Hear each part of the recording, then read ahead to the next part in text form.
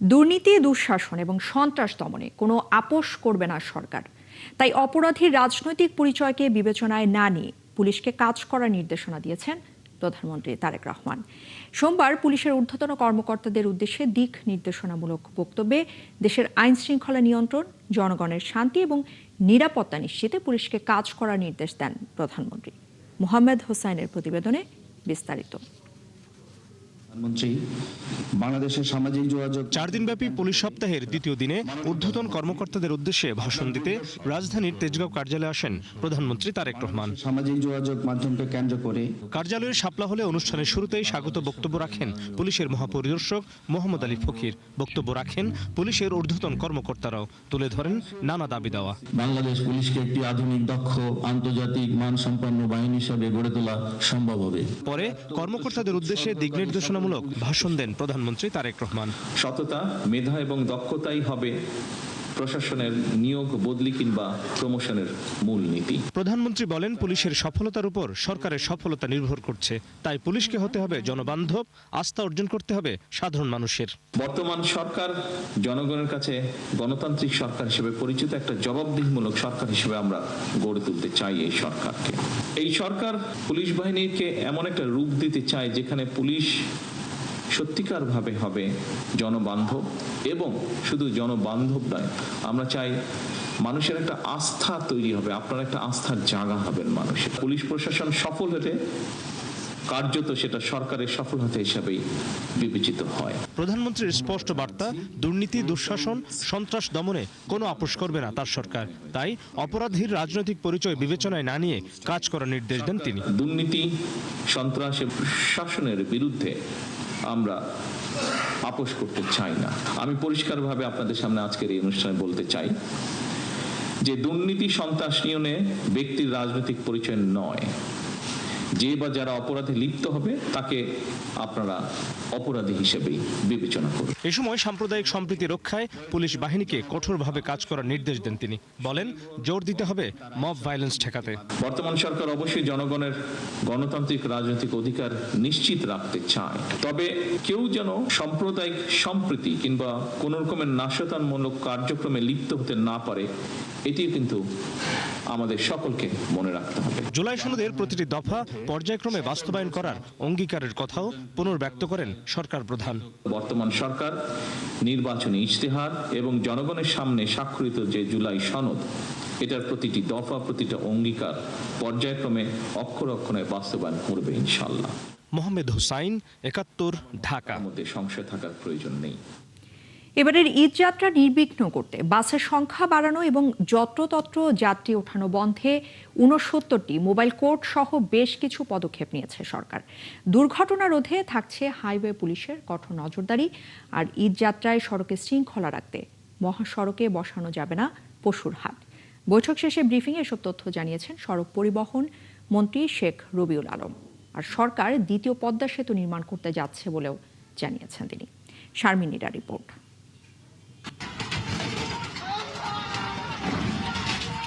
2 মাসও হয়নি, সর্বশেষ গেল ঈদুল ফিতরে সড়কে ও রেলপথে একের পর এক দুর্ঘটনায় ঝরেছে বহু প্রাণ। রোড সেফটি সহ বেশ কিছু সংস্থার হিসেবে ঈদের আগে ও পরে প্রায় 300 মানুষের প্রাণহানি হয়েছে।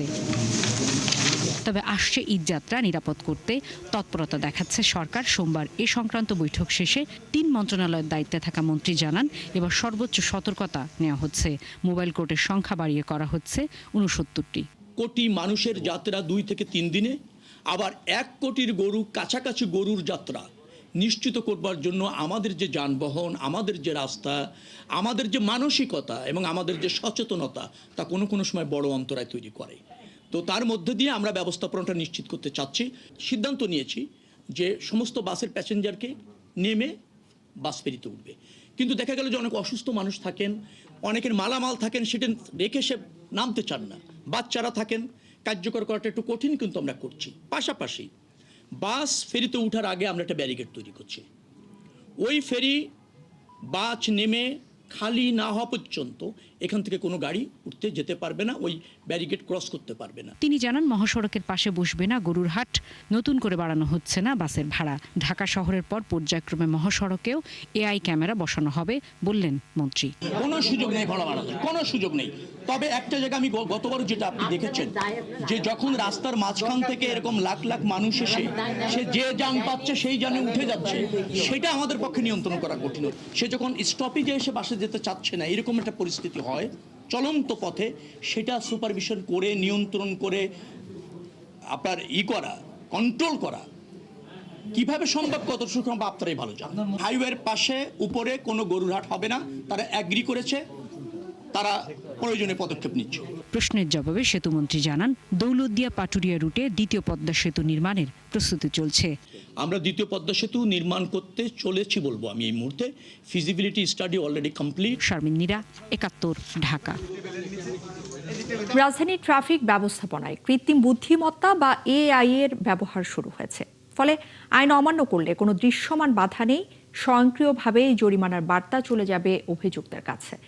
আজ এক অনুষ্ঠানে ডিএমপি কমিশনার জানিয়েছেন এই প্রযুক্তি ব্যবহার করে মাত্র এক সপ্তাহেই ৩ শতাধিক মামলা হয়েছে। বিস্তারিত ইমতিয়াজ সনির প্রতিবেদনে। রাজধানীর সড়কে শৃঙ্খলা ফেরাতে কঠোর অবস্থানে রয়েছে ঢাকা মহানগর পুলিশের ট্রাফিক বিভাগ। এজন্য মহানগরীর গুরুত্বপূর্ণ মোড় ও সড়কে বসানো হয়েছে আধুনিক ট্রাফিক সিগন্যাল লাইট এবং এআই প্রযুক্তি নির্ভর সিসিটিভি ক্যামেরা। দুপুরে এয়ারপোর্ট সড়কে এরকম একটি সিগন্যাল লাইটের উদ্বোধন করেন ডিএমপি কমিশনার। পরে তিনি বলেন, প্রযুক্তি নির্ভর ট্রাফিক ব্যবস্থাপনার মাধ্যমে ঢাকার সড়কে শৃঙ্খলা ফেরানোর নতুন যুগের সূচনা হচ্ছে। গত এক সপ্তাহে ৩ শতাধিক মামলা হয়েছে। এটা আমাদের শুরু। আমাদের লোকজন কাজ করতেছে, আমাদের যারা ইঞ্জিনিয়ার, কম্পিউটার ইঞ্জিনিয়ার, তারা কাজ করতেছে। অর্থাৎ ভবিষ্যতে দেখা যাবে যে প্রতিদিন হয়তো 1000 মামলা হবে। আগামী 6 মাসে ঢাকা মহানগরে অটোমেটিক মামলা চালু হবে পূর্ণাঙ্গ রূপে। সেক্ষেত্রে সার্জেন্ট বা টিআইগণ পজ মেশিনে ম্যানুয়াল মামলা খুব এটা করা লাগবে না। তিনি আরও জানান, বর্তমানে রাজধানীর 30টি গুরুত্বপূর্ণ পয়েন্টে এই প্রযুক্তি চালু রয়েছে। এই প্রায় 30-এর মতো ট্রাফিক সিগন্যাল লাইট পয়েন্টে আমরা ইতিমধ্যেই এআই প্রযুক্তি যুক্ত করে হাই পাওয়ার বা পিটিজেড সিসি ক্যামেরা স্থাপন করে সফটওয়্যারের মাধ্যমে যানবাহনের বিরুদ্ধে ডিজিটাল মামলা বা অটোমেটিক মামলা করা শুরু করেছি গত সপ্তাহ থেকে। এই মামলার কার্যক্রম চলছে। পুরো রাজধানীকে পর্যায়ক্রমে এর আওতায় আনার ঘোষণাও দেন মেট্রোপলিটন পুলিশ প্রধান। ইমতিয়াজ সনি, ৭১, ঢাকা। টানা কয়েক দফা বাড়ার পর অবশেষে কমেছে বিমানের জ্বালানি জেট ফুয়েলের দাম। তবে এতে বিমানের ভাড়ায় বড় কোনো প্রভাব পড়েনি। সংশ্লিষ্টরা যেটা বলছেন যে হুট করেই ভাড়া কমানো বা বাড়ানো যায় না। তবে বিদেশি রুটে ভাড়া কিছুটা কমিয়েছে বিমান বাংলাদেশ এয়ারলাইন্স। মোহন ইসলাম জানাচ্ছেন বিস্তারিত। সরকার জেট ফুয়েলের দাম অভ্যন্তরীণ ও আন্তর্জাতিক রুটে প্রায় 21 টাকা কমানোর পর সপ্তাহ পেরিয়ে গেলেও কোনো রুটেই ভাড়া কমানো হয়নি। তবে গেল কয়েক মাসে কয়েক দফায় আন্তর্জাতিক বাজারের দামের প্রভাবে অস্বাভাবিকভাবে বেড়েছে জেট ফুয়েলের দাম। বছরের শুরুতে যেখানে প্রতি লিটার জেট ফুয়েলের দাম ছিল প্রায় 95 টাকা, মার্চ ও এপ্রিলের ধারাবাহিক বৃদ্ধিতে তা বেড়ে দাঁড়ায় 227 টাকার বেশি। অর্থাৎ মাত্র 4 মাসে লিটার প্রতি বেড়েছিল 130 টাকারও বেশি। বেড়েছে বিমান ভাড়াও। সর্বশেষ একসাথে বড় ধরনের দাম বাড়ার পর বিমান ভাড়াও বড় আকারেই বাড়িয়েছে সব এয়ারলাইন্স। কিন্তু দাম কমার পর এবার ভাড়া সমন্বয় করেনি বেশিরভাগ এয়ারলাইন্স। আমাদের কমিটমেন্ট আছে, যদি জেট ফুয়েল প্রাইসটাকে আবার রিডিউস করা হয় তাহলে আমরা সেই রেশিওতে আমরা চেষ্টা করব যেন এটাকে আবার রিডিউস করার একটা ব্যবস্থা থাকে। আমাদের যারা ইল ম্যানেজমেন্ট নিয়ে কাজ করে তারা অলরেডি এটা নিয়ে কাজ করছে। বাট আমরা আসলে একটু অপেক্ষায় আছে। আবার যে কোনো মুহূর্তে আসলে মধ্যপ্রাচ্যের যে সংকট, সেই সংকটকালীন সময়টা কিন্তু শেষ হয়ে গেছে, এটা ভাবারও কোনো সুযোগ নাই। বাট আমরা আসলে অপেক্ষা করছি যে একটা স্থিতিশীল সময়ের জন্য। তবে রাষ্ট্রায়ত্ত বিমান বাংলাদেশ এয়ারলাইন্স আন্তর্জাতিক রুটে কিছুটা কমিয়েছে ভাড়া। এয়ারলাইন্সের ভাড়াগুলি হচ্ছে গিয়ে কোনো একটা ফিগারের মধ্যে না, বিভিন্ন একটা এয়ারক্রাফটে বিভিন্ন থাকে, তো এক কথা এটা বলাটা খুব টাফ। তবে আমি এই কথাটা বলতে পারি যে আমরা কিছুটা ভাড়া কমাই, এটা রিভাইজ করে কমানো হয়েছে।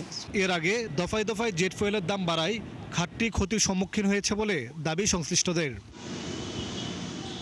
মোহন ইসলাম, ৭১, ঢাকা। পরবর্তী প্রসঙ্গ, নির্বাচন কমিশনের সার্ভারে অনুপস্থিত লক্ষাধিক নাগরিকের ফিঙ্গারপ্রিন্ট এবং আইরিশের প্রতিচ্ছবি। এ কারণে মোবাইল সিম নিবন্ধন, ড্রাইভিং লাইসেন্স করানো এবং আয়কর রিটার্ন জমা দিতে গিয়ে ভোগান্তিতে পড়ছেন অনেকেই। কমিশন যেটা বলছে, প্রতিনিয়তই সার্ভারে হালনাগাদ চলছে। আর কর্মকর্তারা জানিয়েছেন, দুর্ঘটনা বা বয়সজনিত কারণে হাতের রেখা এবং চোখের আইরিশ ক্ষতিগ্রস্ত হওয়ার কারণেও অনেকেই ভোগান্তিতে পড়ছেন।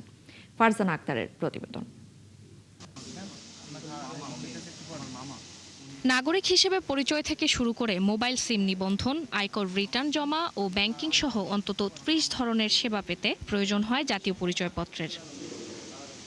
২০১৬ সালে স্মার্ট জাতীয় পরিচয়পত্রে ১০ আঙ্গুলের ছাপ ও আইরিশের বা চোখের প্রতিচ্ছবি যুক্ত করা শুরু করে নির্বাচন কমিশন। এসব তথ্য দেওয়া বাধ্যতামূলক করা হয় ২০১৯ সালে। যাদের আগের এনআইডিতে মাত্র ৪টি আঙুলের ছাপ ছিল, তাদের স্মার্ট কার্ডের জন্য পুনরায় ১০ আঙুলের ছাপ ও আইরিশ নেওয়ার কাজ বিভিন্ন সময় সম্পাদন করে ইসি। তবে ইসির সার্ভারে অনেকেরই ১০ আঙুলের ছাপ আর আইরিশ অনুপস্থিত থাকায় বিভিন্ন সেবা পেতে ভোগান্তিতে পড়ছেন তারা। অনেক হয়রানি হয়েছে। এখানে পূর্বদলা গেছি, আমাদের পূর্বদলা থেকে তারা বলে যে দেরি হবে এই সেই। তখন আমি এখানে আইসা কাজ করলাম। মানে বুঝতেই পারতেছি না, থানায় বলতেছে জেলায়, জেলায় বলতেছে ঢাকায়, আবার ঢাকাতে বলতেছে থানায়। আমি একটা সাধারণ মানুষ যদি এরকম ভোগান্তিতে পড়ি, অন্যদের বেলা কি হবে? আমি সরকারি চাকরি করি। তথ্য অনুযায়ী ২০১৬ সালের ২ অক্টোবর থেকে ২০২০ সালের ৩১ ডিসেম্বর পর্যন্ত উপজেলা পর্যায়ে স্মার্ট কার্ড বিতরণের সময় যারা ১০ আঙুলের ছাপ ও চোখের আইরিশের প্রতিচ্ছবি দিয়েছিলেন, চলতি বছরের ২৫ মার্চ পর্যন্ত তাদের মধ্যে ৩,২৩,০০,০০০ লাখের মতো সার্ভারে আপলোড করা হয়েছে। আর ওই সময় পর্যন্ত আপলোড করা হয়নি লক্ষাধিক নাগরিকের ১০ আঙুলের ছাপ ও চোখের আইরিশের প্রতিচ্ছবি। এ বিষয়ে এনআইডি অনুবিভাগের কর্মকর্তাদের সাথে যোগাযোগ করলে তারা জানান, প্রতিনিয়তই তথ্য হালনাগাদ করা হচ্ছে। প্রতিনিয়ত ওরা যাদের সমস্যা আসতেছে, সারাদিন আমরা প্রতিদিন নিচ্ছি, মানে আপডেট করে দিচ্ছি। সারা দেশ থেকে যারা আসতেছে, উপজেলায় জেলায় করে দিচ্ছে, আমরা সচিবালয় করে দিচ্ছি। মানে আপডেট যাদের কম আছে বা নাই, আমরা করে নিচ্ছি। অর্থাৎ প্রতিনিয়ত হচ্ছে এগুলো আপডেট। তাদের মতে, দুর্ঘটনা বা বয়সজনিত কারণে হাতের রেখা পরিবর্তন হওয়াতেও পড়তে হচ্ছে এই ভোগান্তিতে। আমার বয়স যখন বেড়ে যায়, হাতের রেটটা তখন চেঞ্জ হয় না ভাই। তখন তারা যদি মনে করে কেউ পায় না, তারাই আসে। তারা নিজের স্বেচ্ছায় যখন আসে, তখন আমরা করে দিই। এ বিষয়ে এনআইডির মহাপরিচালকের সাথে যোগাযোগ করা হলে কোনো মন্তব্য করেননি তিনি। ফারজানা আক্তার, ৭১, ঢাকা। সরকারি আমলাদের অসহযোগিতার কারণে সৎভাবে ব্যবসা করতে পারছেন না উদ্যোক্তারা। পিআরআই সেমিনারে এমন অভিযোগ করে ক্যাব সভাপতি বলেন, এর ফলে অতিরিক্ত দামের বোঝা যাচ্ছে ক্রেতাদের ঘাড়ে। এ সময় বাজারে পণ্যের দাম নিয়ে ক্ষোভ জানিয়েছেন অনেকেই। আর জ্বালানি সংকট সমাধান না হলে বিনিয়োগ আসবে না বলে জানিয়েছেন বিডা চেয়ারম্যান। রাকিব আল জাবেদের রিপোর্ট। দেশে বিনিয়োগ, ব্যবসার পরিবেশ নিয়ে অভিযোগ দীর্ঘদিনের। জ্বালানি সংকট, চড়া সুদহার আর কর ও শুল্ক জটিলতায় সৎভাবে ব্যবসা চালানো কঠিন হয়ে উঠছে দিন দিন। পিআরআই সেমিনারে ক্যাব সভাপতি জানান, এক্ষেত্রে বড় দায় রয়েছে সরকারি আমলাদের। এ সময় এনবিআর-এর বিভিন্ন নীতির কঠোর সমালোচনা করেন ব্যবসায়ী নেতারা। বাংলাদেশে সৎভাবে বিজনেস করার কোনো পরিবেশ আমরা রাখিনি। এই যে সৎভাবে পরিবেশ রাখিনি, এটির জন্য দায়ী কারা? হ্যাঁ, আমরা আমলাতন্ত্র এটার জন্য একটা বড় অংশ দায়ী। এনবিআর এর মধ্যে একটা ভয়, ডিউটি কমায় দিলে ওদের রেভিনিউ আসবে কোত্থেকে, দেশ চালাবে কোত্থেকে। যত আপনি প্রোটেকশনিজম এবং ইম্পোর্ট ডিউটি মানে ট্যারিফটাকে নিচে নামিয়ে আনবেন, আপনার রেভিনিউ জেনারেশন কিন্তু বেড়ে যায়। প্রোটেকশন কিন্তু সবাই পাচ্ছে না। কোন ইন্ডাস্ট্রি 200% প্রোটেকশন, 250% প্রোটেকশন, আবার কোন ইন্ডাস্ট্রি আছে তারা 5%ও পাচ্ছে না। তাহলে কি আপনি কি বলবেন? সমস্যাটা কোথায়? এন্টার ট্যারিফের মধ্যে সমস্যা, এন্টার ট্যাক্স সিস্টেমের মধ্যে সমস্যা। সেমিনারে বিশেষ কিছু খাতকে সুরক্ষা দেওয়ার যৌক্তিকতা নিয়ে প্রশ্ন তোলেন অর্থনীতিবিদরা। পিআরআই চেয়ারম্যান বলেন, উচ্চ শুল্কের কারণে ভোক্তাদের ক্রয় ক্ষমতা কমে যাচ্ছে, আর জ্বালানি সংকটে বিনিয়োগকারীদেরকে আকৃষ্ট করা সম্ভব হচ্ছে না বলে জানান বিডা চেয়ারম্যান। আমাদের revenue policies, tax policies supporting the fiscal governance or fiscal vision is revenue centric, it's not growth centric. আমি যদি ট্যাক্সের বেসটা বাড়াতে পারি, সেখান থেকে আমার tax ultimately will be more. এটা আমরা রেডিমেড গার্মেন্টস এর লেসন থেকে শিখিনি। প্রত্যেক বছরে অ্যাক্রস দ্য বোর্ড 15% আপলিফটিং করছে ভ্যালু, ইম্পোর্ট ভ্যালু, ওই যে কাস্টমস করে। সো আপনার 40% exchange rate depreciation, 15% uplifting of import value. I mean, I don't know how the private sector is doing business. And until we solve the energy problem, we can talk about investment, but it's going to be very difficult for local and for investors to believe in Bangladesh story unless we resolve the energy issue. ভোক্তাদের সুরক্ষায় পণ্যমূল্য কমাতে বিশেষ নজরদারির দাবি জানান আলোচকরা। রাকিব আল জাবেদ, ৭১, ঢাকা। 5 বছরে 10 লাখ কর্মসংস্থান সৃষ্টি করবে বেসরকারি উন্নয়ন সংস্থা ব্র্যাক। অন্তর্ভুক্তিমূলক উন্নয়ন, মানসম্মত শিক্ষা এবং প্রাথমিক স্বাস্থ্য সেবা এবং জলবায়ু সহনশীলতাকে অগ্রাধিকার দিয়ে কাজ করবে সংস্থাটি, এমন তথ্য জানিয়েছেন ব্র্যাকের নির্বাহী পরিচালক আসিফ সালে।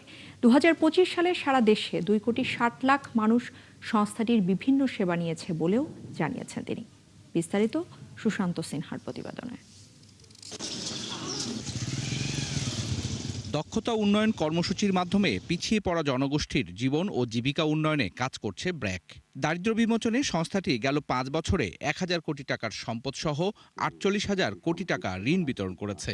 এতে 3,12,000 পরিবার অতি দারিদ্র্য থেকে মুক্ত হয়েছে বলে জানায় সংস্থাটি। আচ্ছা, ব্র্যাক তো কাজ করছে ভালো, কিন্তু ক্ষুদ্র ঋণের পাশাপাশি স্বাস্থ্য, শিক্ষা, নিরাপদ পানি ও দুর্যোগ মোকাবেলায় 2,60,00,000 মানুষকে বিভিন্নভাবে উপকারভোগী করা সম্ভব হয়েছে বলে জানান সংস্থাটির নির্বাহী পরিচালক আসিফ সালে।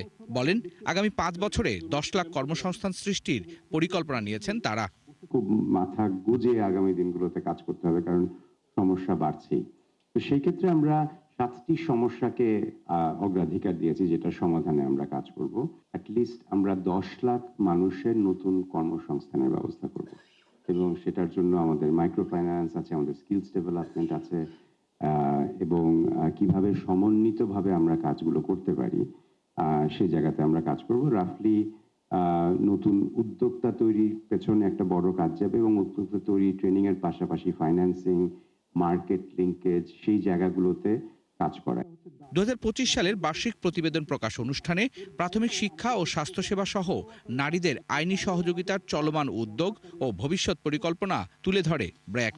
এখনো বাংলাদেশের 70% জনগোষ্ঠী কিন্তু কোনো ব্যাংকিং সেবার মধ্যে আসেন না, এবং এই জনগোষ্ঠী আলটিমেটলি মাইক্রো ফাইন্যান্সের কাছে আসে, এবং মাইক্রো ফাইন্যান্সের যে আওতা, এটা এখন আমাদের আরো বাড়ানোর সুযোগ আছে। ক্ষুদ্র ঋণের সুদহার 24% বলা হলেও প্রকৃত সুদহার দাঁড়ায় 15%। সাংবাদিকদের প্রশ্নের উত্তরে এমন কথা জানান ব্র্যাকের নির্বাহী পরিচালক। ইন্টারেস্ট রেটটা ক্যালকুলেট হয় যত টাকা বাকি আছে তার উপর। সুশান্ত সিনহা, 71, ঢাকা। বাজারে কারসাজি বন্ধ এবং সিন্ডিকেট দমনে প্রয়োজনে এআই এর সহযোগিতা নেবে সরকার। টিসিবি ট্রাক সেল কার্যক্রমের উদ্বোধনকালে কথা জানিয়েছেন বাণিজ্যমন্ত্রী খন্দকার আব্দুল মুক্তাদির। তিনি জানিয়েছেন, দাম নিয়ন্ত্রণে প্রয়োজনে কৌশলগত মজুদ বাড়ানো হবে। আর কোরবানির ঈদ উপলক্ষে প্রায় 72 লাখ পরিবারকে দেয়া হচ্ছে ভর্তুকি দামে 3টি নিত্যপণ্য। মেজবা হাসানের রিপোর্টে বিস্তারিত। ঊর্ধ্বমুখী বাজারে নিম্ন আয়ের মানুষের জন্য বড় স্বস্তি এনে দেয় টিসিবির ভর্তুকি দামের পণ্য, যা সংগ্রহে ট্রাকের সামনে থাকে এরকম লম্বা লাইন। এই যেমন আমেনা বেগম নিয়মিত বাজার করলেও উচ্চ মূল্যের সঙ্গে নিজের আয়ের সমন্বয় করতে না পেরে দাঁড়িয়েছেন এই লাইনে। প্রত্যাশা কিছুটা কম মূল্যে পণ্য পাওয়া। বাজারে যে তুলনায় যে দাম, এখান থেকে আসলে একটু আমাদের নিলে আমাদের একটু মনে করেন যে সাশ্রয় হয়। আর আগে 420 টাকা নিত, আর এবছর দাম বাড়তি। দীর্ঘ লাইনে দাঁড়িয়ে থাকা এই মানুষগুলো কম মূল্যে পণ্য পেয়ে স্বস্তির কথা জানালেও অভিযোগ রয়েছে ভোগান্তি ও অনিয়মের। এই যে খাড়া রয়েছে 2 ঘন্টা ধরে, আর এই যে ডাকাডাকি, এখন যদি বৃষ্টি নামে আমরা যদি না পাই তো আমাকে কষ্টটাই তো বিফলে। সরকার ভর্তুকি দেওয়ার জন্য তো এটা করছে। ভর্তুকি যদি আপনি 10 টাকা দেন, শতকরা বা কম দেন, তো লাভ হবে কি? ভর্তুকিটা বেশি হলে মানুষের উপকার হতো। উদ্বোধনী অনুষ্ঠানে আওয়ামী সরকারের অনিয়ম তুলে ধরে বাজারে কারসাজি প্রতিরোধে সরকারের পরিকল্পনার কথা জানান মন্ত্রী। বলেন, প্রয়োজনে নেওয়া হবে এআই এর সহায়তা। বাজার অবজেক্টিভলি ম্যানিপুলেশন ফ্রি থাকবে, তার জন্য আমরা কতিপয় পন্থা নিচ্ছি। তার মধ্যে একটি হচ্ছে সিলেক্ট কিছু পণ্যের জন্য, নির্বাচিত কিছু পণ্যের জন্য আমরা একটা স্ট্র্যাটেজিক রিজার্ভ তৈরি করব রাষ্ট্রের। দ্বিতীয় হলো, এই যে সাপ্লাই চেইন, একেবারে আমদানি পর্যায় থেকে শুরু করে রিটেল সেল পর্যন্ত এই পুরো সাপ্লাই চেইনটিকে আমরা একটা এআই মডেলের মধ্যে নিয়ে আসবো, যাতে সরকার পুরো ব্যবস্থাটি নিবিড়ভাবে পর্যবেক্ষণ করার সুযোগ থাকে সরকারের কাছে। 21শে মে পর্যন্ত চলা এই কার্যক্রমে 34,000 মেট্রিক টনের কিছু বেশি পণ্য বিক্রি করবে টিসিবি। মিসবাহ হাসান, 71, ঢাকা।